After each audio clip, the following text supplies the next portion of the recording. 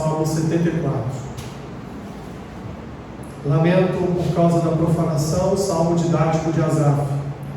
Por que nos rejeitas, ó Deus, para sempre? Por que se acende a tua ira contra as ovelhas do teu pasto? Lembra-te da tua congregação, que adquiriste desde a antiguidade, que remiste para ser a tribo da tua herança. Lembra-te do monte Sião, no qual tens habitado. Dirige os teus passos para as perpétuas ruínas. Tudo quanto de mal tem feito o inimigo no santuário. Os teus adversários bramam no lugar das assembleias e alteiam os seus próprios símbolos. Parecem-se com os que brandem machado no espesso da floresta. E agora todos esses lavores de entalhe quebram também com machados e martelos. Deitam fogo ao teu santuário, profanam, arrasando até o chão a morada do teu nome. Disseram no seu coração: acabemos com eles de uma vez. Queimaram todos os lugares santos de Deus na terra. Já não vemos os nossos símbolos, já não há profeta, nem entre nós quem saiba até quando. Até quando, ó Deus, o adversário nos afrontará? Acaso blasfemará o inimigo incessantemente o teu nome? Por que retrais a mão, sim, a tua destra, e a conservas no teu seio? Ora, Deus, meu rei, é desde a antiguidade, ele é quem opera feitos salvadores no meio da terra. Tu, com o teu poder, dividiste o mar, esmagaste sobre as águas a cabeça dos monstros marinhos. Tu espedaçaste as cabeças do crocodilo e o deste por alimento às alimárias do deserto. Tu abriste fontes e ribeiros, secaste rios caudalosos. Teu é o dia, tua também a noite, a luz e o sol, tu os formaste. Fixaste os confins da terra, verão e inverno, tu os fizeste. Lembra-te disto: o inimigo tem ultrajado ao Senhor, e um povo insensato tem blasfemado o teu nome. Não entregues à rapina a vida de tua rola, nem te esqueças perpetuamente da vida dos teus aflitos. Considera a tua aliança, pois os lugares tenebrosos da terra estão cheios de moradas de violência. Não fique envergonhado ou oprimido. Louve o teu nome o aflito e o necessitado. Levanta-te, ó Deus, pleiteia a tua própria causa. Lembra-te de como o ímpio te afronta todos os dias. Não te esqueças da gritaria dos teus inimigos, do sempre crescente tumulto dos teus adversários. Senhor, ajuda-nos, ó Pai, a compreendermos a tua palavra nesta noite. Ajuda-me a ministrar a tua palavra, mesmo, Senhor, debaixo dessa forte gripe. O Senhor me conceda a graça e venha alimentar o teu povo com a tua santa palavra. É o que eu te peço, Senhor, em nome de Jesus. Amém. E sentar.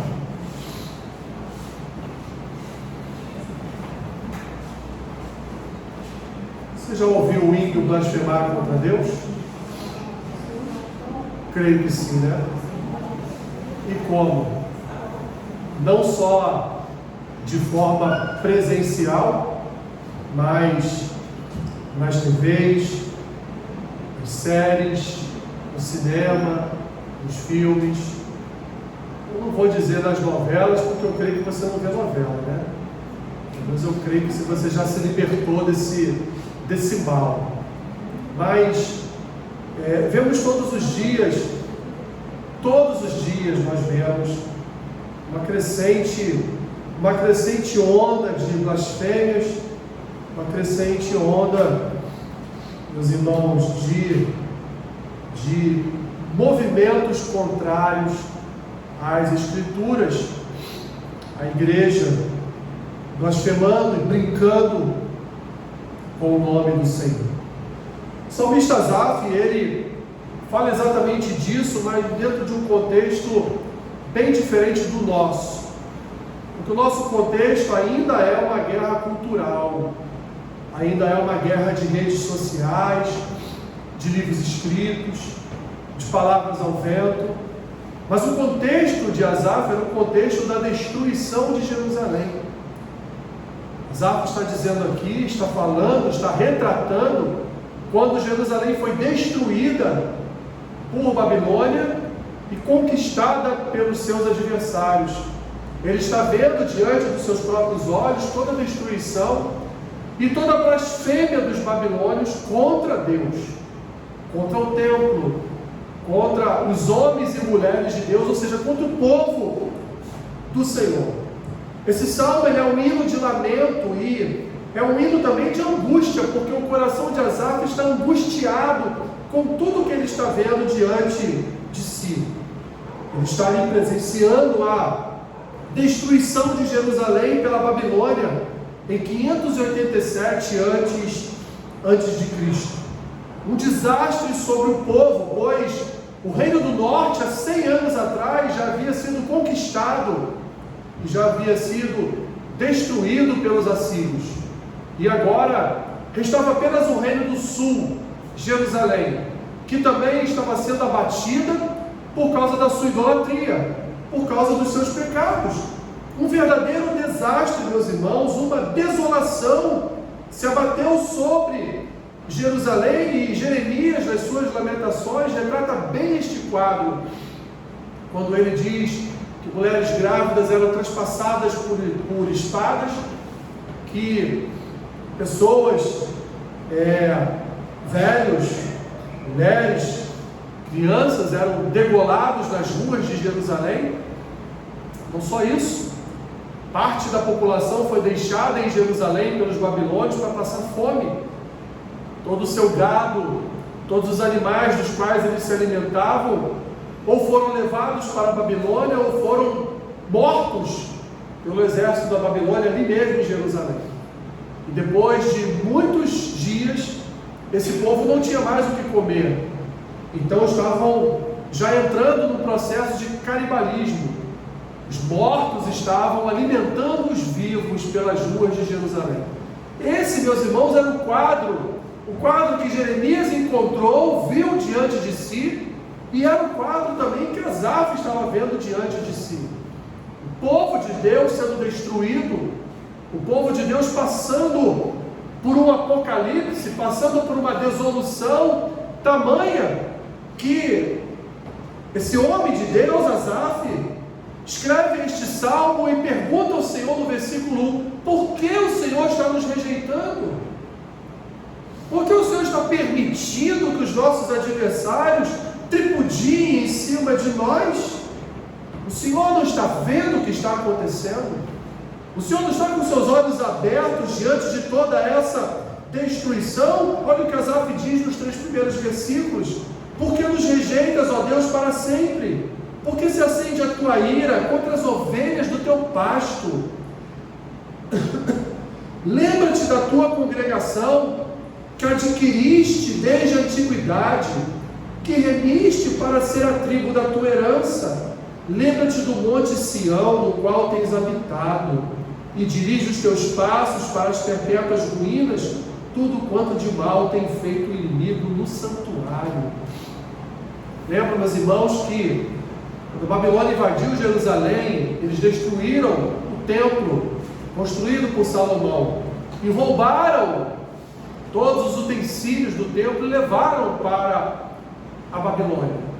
Asaf então está vendo não só o povo, as ovelhas de Deus sendo destruídas, sendo mortas diante dos seus olhos, mas ele também está vendo o santuário sendo profanado. Ele está vendo o templo do Senhor sendo destruído. Ele está vendo todos os utensílios que faziam parte das comemorações, das festas, dos sacrifícios sendo levados para a Babilônia. O salmista, nesses 3 primeiros versículos, confirma que de fato esta não é uma ação esporádica de um inimigo, mas é o próprio Senhor trazendo juízo sobre o povo, porque o povo idolatrou, porque o povo pecou contra o Senhor. E o Senhor então suscitou um adversário mais forte que Israel para destruir o seu povo, para de fato causar e trazer um juízo sobre a sua nação. Deus está ali dizendo: hoje eu os rejeito e permito que os seus adversários venham sobre vocês com lanças, com espadas e acompanhados da morte. O salmista, meus irmãos, do versículo 4 ao 8, ele vai detalhar como os gentios destruíram o templo, quebrando peças de madeira, ateando fogo no edifício, ateando fogo no templo. E ali era um lugar onde o povo se encontrava, onde o povo se reunia para estar com Deus, louvando e adorando. Um lugar onde a assembleia, onde a igreja se reunia para estar louvando e adorando o Senhor. Um lugar que poderíamos dizer ser a morada de Deus. A morada de Deus foi invadida e estava agora sendo tripudiada pelos seus adversários, porque Deus assim suscitou, porque Deus assim o quis. Parece, meus irmãos, que na invasão de Jerusalém, Deus estava calado, mas na verdade havia ali a atuação da mão de Deus. Deus estava conduzindo o inimigo de Israel para destruir. Deus estava conduzindo o adversário de Jerusalém para destruir Jerusalém e dizer: vocês estão sofrendo juízo, porque pecaram contra mim. Parece, portanto, que o Senhor está calado diante de todo desastre. Não há sinais de uma libertação, não há sinais de uma liderança profética, não há sinais de alguém, um juiz, um sacerdote guiando a nação. Não há, meus irmãos, diante deste quadro apresentado por Asaf, não há uma resposta de Deus a respeito desta aflição. Deus então permite que o inimigo zombe do seu povo, e por causa do pecado do seu povo, Deus permite inclusive que o inimigo zombe dele mesmo. Que coisa, meus irmãos! Deus permite que o inimigo blasfeme, Deus permite que o inimigo zombe dele mesmo, não porque ele assim o quis, mas por causa dos pecados do seu povo.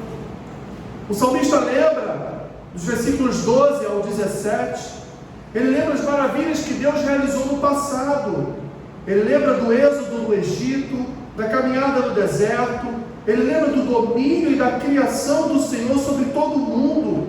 Ele lembra desses feitos e traz à memória cada um deles, para mostrar o quanto a blasfêmia dos gentios está errada, para mostrar o quanto os ímpios desprezam o Senhor de uma forma equivocada, porque em que pese o Senhor não está dando resposta, em que pese o Senhor não está ali se levantando para defender o povo, em que pese o Senhor não está ali levantando um general, levantando um soberano, levantando um rei para confrontar o exército babilônio, ainda assim, meus irmãos, o Senhor se faz presente pelos seus milagres, não naquele momento em que Jerusalém está sendo invadida, mas Deus se faz presente nos seus milagres, os milagres lembrados, trazidos à memória de toda a história do povo de Deus, de toda a história do povo de Deus.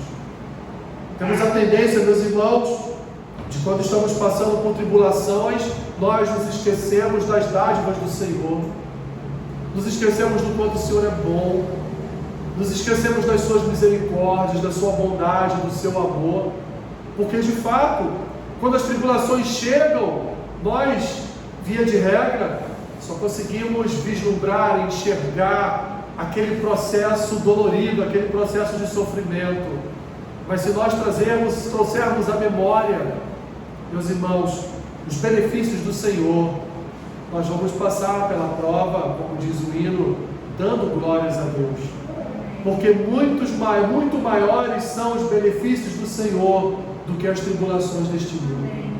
Muito maiores são as bênçãos de Deus do que os sofrimentos desta terra.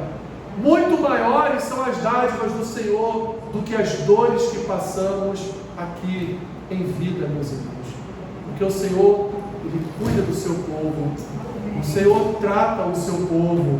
Em que pese toda a destruição, meus irmãos, mesmo diante da calamidade, o salmista olha para trás, ele olha para a história, ele olha para tudo aquilo que Deus já havia feito ao povo, e do versículo 12 ao 17, ele glorifica o Senhor, trazendo à sua memória os benefícios de servir a Deus, trazendo à memória a graça do Senhor, trazendo à memória que Deus, desde a antiguidade, reuniu o povo para ser o seu povo, para ser a sua nação. E agora eles só estão sofrendo porque eles pecaram, eles só estão sofrendo porque eles rejeitaram a glória de Deus, eles só estão sofrendo porque eles trocaram a glória do Deus Altíssimo por imagens de escultura. Só estão sofrendo por isso, porque idolatraram, porque negaram ao Senhor. Isaías, um dos profetas desse tempo, profetizou lá na sua profecia no capítulo 1. Isaías vai dizer na segunda parte do capítulo que o Senhor, ele estava rejeitando os cultos e as ofertas de Israel. O Senhor virava de costas para as festas de lua cheia, as festas de lua nova. O Senhor não aceitava mais a adoração do povo, porque o povo estava idolatrando, porque o povo adorava falsamente ao Senhor. Adoravam com os lábios, mas em seus corações havia adoração aos deuses pagãos, a Baal, a Astarote, a Moloque. O povo chegou a sacrificar seus próprios filhos a Moloque. Coisa terrível, meus irmãos. O próprio Salomão acendeu incensos dentro do templo que ele mesmo construiu para o Senhor. Colocou ali imagens de esculturas que Deus vai mostrar a Ezequiel, mostrar ao profeta Ezequiel. Deus vai guiar o profeta Ezequiel por dentro do templo e vai mostrar a ele as abominações que aconteciam no templo do Senhor. Então que o Senhor decidiu que o templo seja destruído, já que ele está servindo para adoração a deuses, que ele então seja destruído. Os babilônios destruíram o templo com a ordem soberana do Senhor. O que vemos aqui, meus irmãos, neste salmo, é que nós não podemos perder o nosso cuidado de serviço ao Senhor. O salmista, nos versículos 18 ao 23, já finalizando, ele crê que toda essa situação será revertida. Ele põe diante do Senhor a soberba dos gentios que zombam do povo e zombam de Deus. Ele diz: olá, Senhor, estão zombando de Ti, estão zombando do Teu nome, estão zombando, Senhor, das Tuas obras. O salmista, ele clama pelo juízo de Deus sobre as nações, o mesmo juízo que Deus está ali proferindo sobre o seu povo, sobre a sua igreja. O salmista pede que este mesmo juízo seja proferido também sobre os ímpios, sobre os gentios, sobre esse povo que está destruindo Jerusalém. Ele termina os versículos 22 e 23 falando: levanta-te, ó Deus, pleiteia a tua própria causa. Lembra-te de como o ímpio te afronta todos os dias.